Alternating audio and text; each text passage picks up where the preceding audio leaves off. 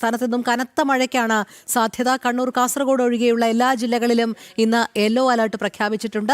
ഇടിമിന്നലോടുകൂടിയ ശക്തമായ കാറ്റിനും സാധ്യത. കേരള തീരത്ത് മത്സ്യബന്ധനത്തിന് വിലക്ക് തുടരുകയാണ്. ദിസ്ന ചേരുന്നു. ദിസ്ന, മഴ മുന്നറിയിപ്പുകൾ എങ്ങനെയാണ്?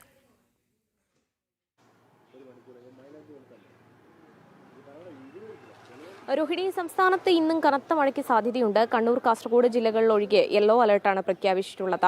ഇടിമിന്നലോട് കൂടിയ ശക്തമായ മഴയ്ക്ക് സാധ്യതയുണ്ട് എന്ന് തന്നെയാണ് കാലാവസ്ഥാ നിരീക്ഷണ കേന്ദ്രം വിലയിരുത്തിയിരിക്കുന്നത്. അതോടൊപ്പം തന്നെ കേരള തീരത്ത് മത്സ്യബന്ധനത്തിന് വിലക്ക് തുടരുകയാണ്. തുടർച്ചയായി മഴ ലഭിക്കുന്ന പ്രദേശങ്ങൾ, പ്രത്യേകിച്ച് മലയോര മേഖലയിൽ ഉള്ളവരോടൊക്കെ തന്നെയും ജാഗ്രതാ നിർദ്ദേശം നൽകിയിട്ടുണ്ട് കാലാവസ്ഥാ നിരീക്ഷണ കേന്ദ്രം. അതോടൊപ്പം തെക്കുകിഴക്കൻ അറബിക്കടലിലെ ശക്തി കൂടിയ ന്യൂനമർദ്ദം അടുത്ത മണിക്കൂറുകളിൽ തീവ്ര ന്യൂനമർദ്ദമായി മാറുമെന്ന് തന്നെയാണ് കാലാവസ്ഥാ നിരീക്ഷണ കേന്ദ്രം അറിയിച്ചിട്ടുള്ളത്.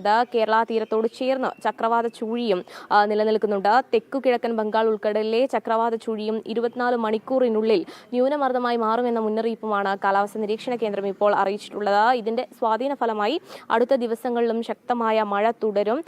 കൂടാതെ തന്നെ നാളെ 5 ജില്ലകളിൽ നിലവിൽ ഓറഞ്ച് അലർട്ട് നിലനിൽക്കുന്നുണ്ട് എന്ന് തന്നെയാണ് മനസ്സിലാക്കാൻ സാധിക്കുന്നത്.